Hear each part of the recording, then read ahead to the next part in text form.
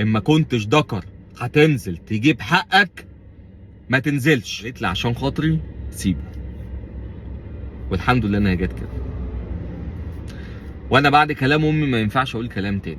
انا مش عارف احكي عن الموقف ده ولا ما احكيش، لكن انا كنت منزل فيديو قبل كده عن ضبط النفس، وعارف اهميه انك انت تكون واقف في مشكله ما تاخدش انفعالات تخليك تضيع مستقبلك او تضيع شقة عمرك. بمعنى ان ممكن تكون راجل شغال وفي حالك و100 فل و14 وتتعرض لموقف في الشارع تتعصب فيه تنفعل فيه عن اللازم، تعور حد او حد يعورك، فبالتالي في الحالتين تكون خسران.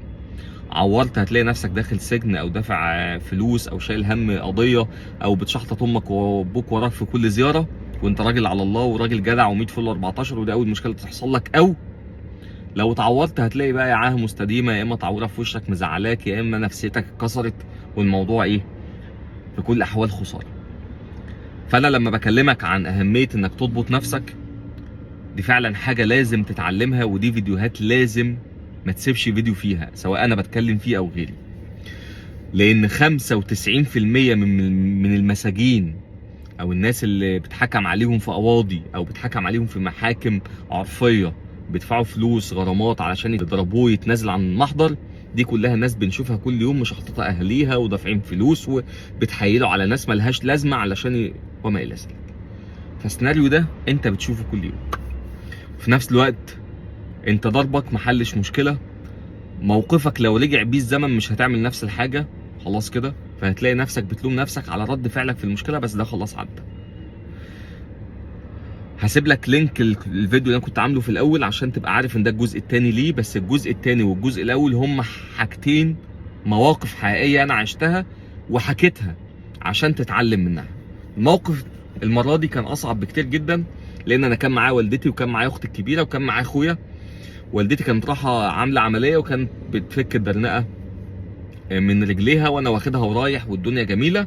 جه توك توك راح لابس في العربيه من ورا، وراح لابس في توك توك بقى في سواق تاكسي جنبنا برضه، خرش من التاكسي اكتر، ويعني ايه خربش لي عربيتي، بهدل لي شويه يعني ايه حته ورا كده. المهم سواق التاكسي طبعا نزل جري عشان هو اتبهدل، شد المفتاح من الولا، فالواد شاب جميل عافي كده عايز يتعافى على سواق التوك توك. طبعا انا نازل انا اتخرشمت، شعري دقني واقف وعينيها حمراء، كنت ماسك ايده قمت خبطه في صدره كده، قلت له ما تعفاش على الراجل واسمع الكلمتين بدل ما تسمع بايدي حاجه ما تعجبكش، اركن في جنب. قمت واخد انا المفتاح من سواق التاكسي وقمنا راكنين في جنب واقفين. نازل بقى ومعلش وحق، قلت له ولا دي مقفوله خلاص. امين الشرطه واقف، قلت له بعد اذنك، هو كان جاي انا عايز اعمل محضر. مين رئيس العمليات؟ قال له فلان. فلان بيه. قمت ماسك التليفون انا عارف فلان بيه، ازيك يا ريس، ايه الاخبار، وضع 1 2 3 وانا في الحته كذا وحصل كذا كذا كذا، اعمل ايه؟ اعمل 1 2 3 4. قلت له يبقى انا كده فهمت الدنيا ماشيه ازاي. كلمت حد في القسم كان جنبنا، قلت له وضع 1 2 3، قال لي هتروح القسم تعمل كذا والعربيه المفروض تتحجز ومش عارف ايه وبتاع.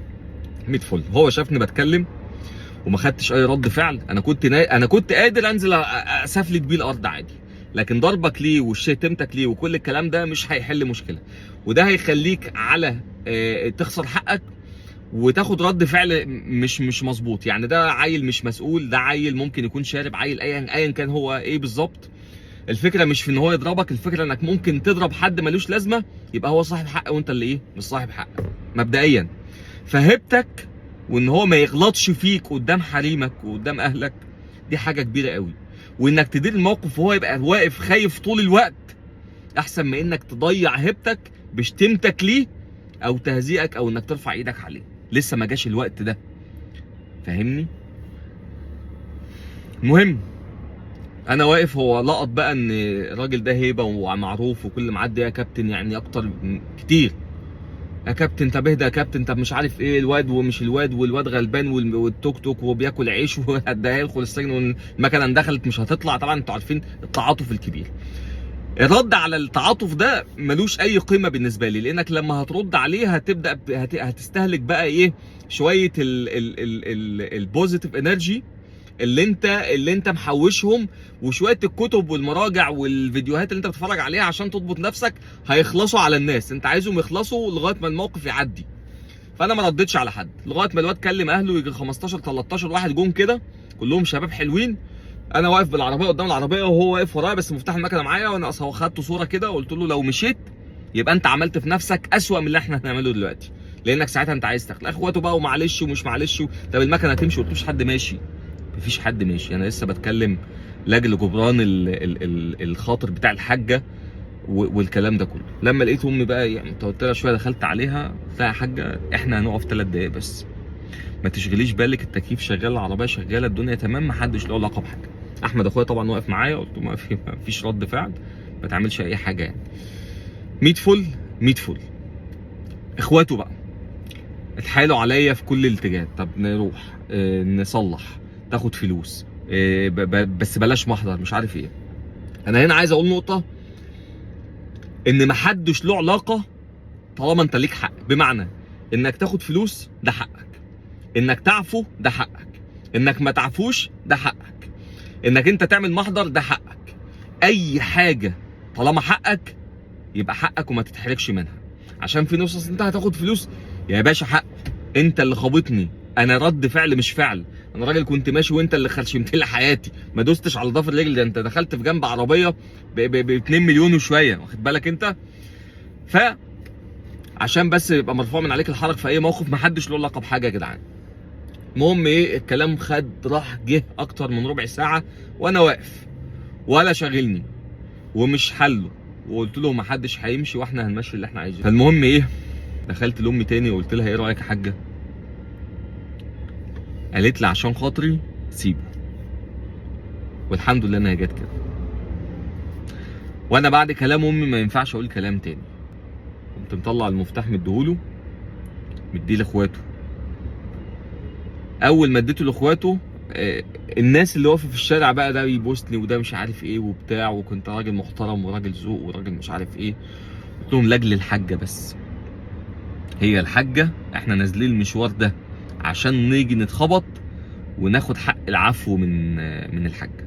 فالحاجه طبعا دخلوا سلموا عليها واللي مش عارف ايه وبتاع والدنيا تمام. انا عفيت اولا عشان الحاجه، ثانيا عشان هما جم معاك في كل السكك، يعني ما قالوش لا، ما قالوش انت غلطان، ما كبروش، ما حدش اتبلطج عليك، ما حدش اتصورج عليك، ما حدش قل ادبه عليك، ما حدش حسسك ان انت ملكاش حق، ما حدش برضو ايه ما اداكاش هيبتك. انا بالنسبه لي طالما الناس دي عرفت ده والموضوع مشى كده، يبقى انا بالنسبه لي لما اعفو هعفو لله بس، ما عفتش خوف، ما عفتش مش عارف ايه، ما عفتش اي حاجه تانية، لا انا وقفت وخدت حقي وثبت الكل وخليت الكل يسترضاني. وفي الاخر لما حسيت ان هي خلاص اي حاجه هم موافقين عليها، انا قلت خلاص اسال الحاجه، قالت لي خلاص يبقى خلاص، وانا من عندي ايه هي لله بقى. وده اللي حصل.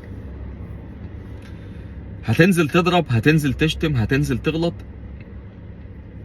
ده مش هيخلي العربيه ترجع سليمه، وده مش هيخلي هيبتك تبقى كبيره، وده مش هيخلي حقك يجي، وده مش هيحل مشكله. بالعكس ممكن تعمل حاجه زي كده تلاقي نفسك البهدله زادت ليك وقله القيمه زادت ليك.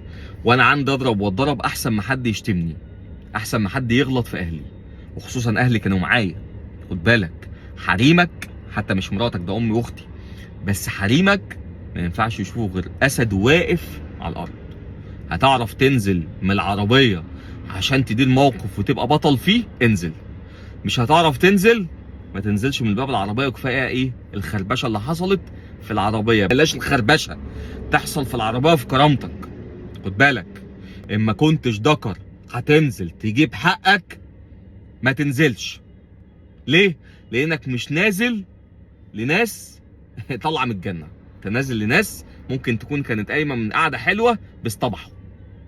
فانت لو نازل يبقى نازل على اي وضع وجاي معاك اي سكه. صباح الفل.